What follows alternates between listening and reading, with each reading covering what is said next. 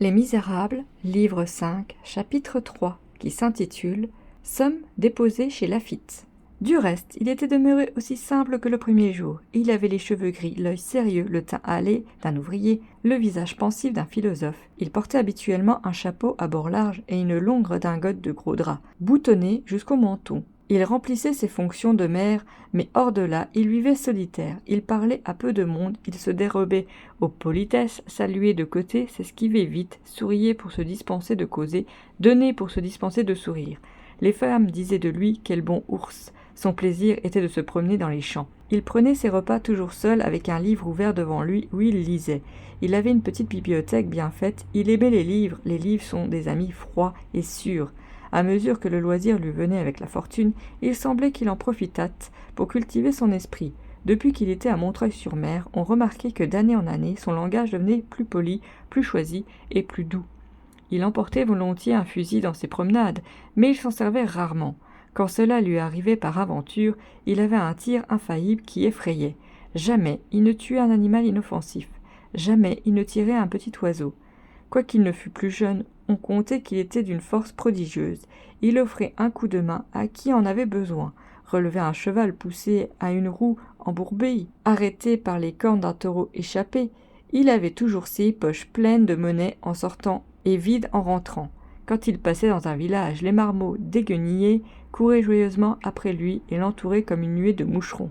On croyait deviner qu'il avait dû vivre jadis de la vie des champs, car il avait toutes sortes de secrets utiles qu'il enseignait aux paysans. Il leur apprenait à détruire la teigne des blés en aspergeant le grenier et en inondant les fentes du plancher d'une dissolution de sel commun, et à chasser les carançons en suspendant partout aux murs et aux toits, dans les héberges et dans les maisons de l'Orivion en fleurs. Il avait des recettes pour extirper d'un champ la luzette, la nielle, la veste, la gavrolle, la queue de renard, toutes les herbes parasites qui mangent le blé. Il défendait une lapinière contre les rats rien qu'avec l'odeur d'un petit cochon de Barbarie qu'il y mettait. Un jour, il voyait des gens du pays très occupés à arracher des orties. Il regarda ce tas de plantes déracinées et déjà desséchées et dit « C'est mort ». Cela serait pourtant bon si l'on savait s'en servir. Quand l'ortie est jeune, la feuille est un légume excellent. Quand elle vieillit, elle a des filaments et des fibres comme le chanvre et le lin. La toile d'ortie vaut la toile de chanvre. Hachée, l'ortie est bonne pour la volaille. Broyée, elle est bonne pour les bêtes à cornes. La graine de l'ortie, mêlée au fourrage, donne du luisant aux poils des animaux. La racine mêlée au sel produit une belle couleur jaune.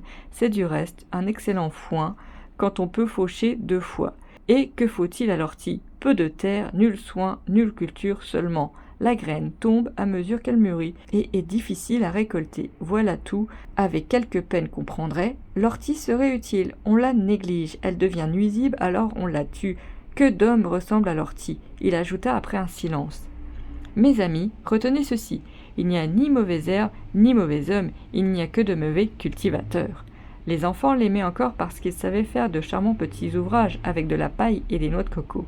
Quand il voyait la porte d'une église tendue de noir, il entrait, il recherchait un enterrement comme d'autres recherchaient un baptême. Le veuvage et le malheur d'autrui l'attiraient à cause de sa grande douceur. Il se mêlait aux amis en deuil, aux familles vêtues de noir, aux prêtres gémissant autour d'un cercueil. Il semblait donner volontiers pour texte à ses pensées, ses psalmodies funèbres, pleine de la vision d'un autre monde. L'œil au ciel, il écoutait avec une sorte d'aspiration vers tous les mystères de l'infini, ces voix tristes qui chantaient sur le bord de l'abîme obscur de la mort.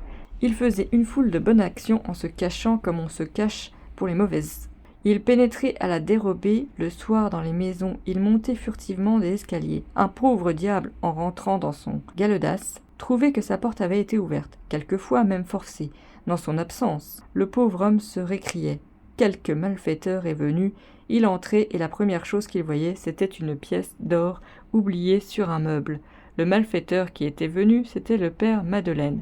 Il était affable et triste. Le peuple disait « Voilà un homme riche qui n'a pas l'air fier, voilà un homme heureux qui n'a pas l'air content ». Quelques-uns prétendaient que c'était un personnage mystérieux et affirmaient qu'on n'entrait jamais dans sa chambre, laquelle était une vraie cellule d'anachorète, meublée de sabliers ailés et enjolivée de tibias en croix et de têtes de mort. Cela se disait beaucoup, si bien que quelques jeunes femmes élégantes et malines de Montreuil-sur-Mer vinrent chez lui un jour et lui demandèrent Monsieur le maire, montrez-nous donc votre chambre, on dit que c'est une grotte. Il sourit, et les introduisit sur-le-champ dans cette grotte. Elles furent bien punies par leur curiosité. C'était une chambre garnie tout bonnement de meubles de cajou, assez laids, comme tous les meubles de ce genre, et tapissés de papier à 12 sous. Elle n'y put rien remarquer que 2 flambeaux de forme vieillie, qui étaient sur la cheminée et qui avaient l'air d'être en argent, car ils étaient contrôlés. Observation pleine de l'esprit de petite ville. On n'en continua pas moins de dire que personne ne pénétrait dans cette chambre et que c'était une caverne d'ermite, un revoir, un trou, un tombeau. On se chuchotait aussi qu'il avait des sommes immenses déposées chez Laffitte, avec cette particularité qu'elles étaient toujours à sa disposition immédiate. De telle sorte, ajouta-t-on, que M. Madeleine pourrait arriver un matin chez Laffitte, signer un reçu et emporter ses 2 ou 3 millions en 10 minutes. Dans la réalité, ces 2 ou 3 millions se réduisaient, nous l'avons dit, à 630 ou 40 000 francs. Fin du chapitre 3.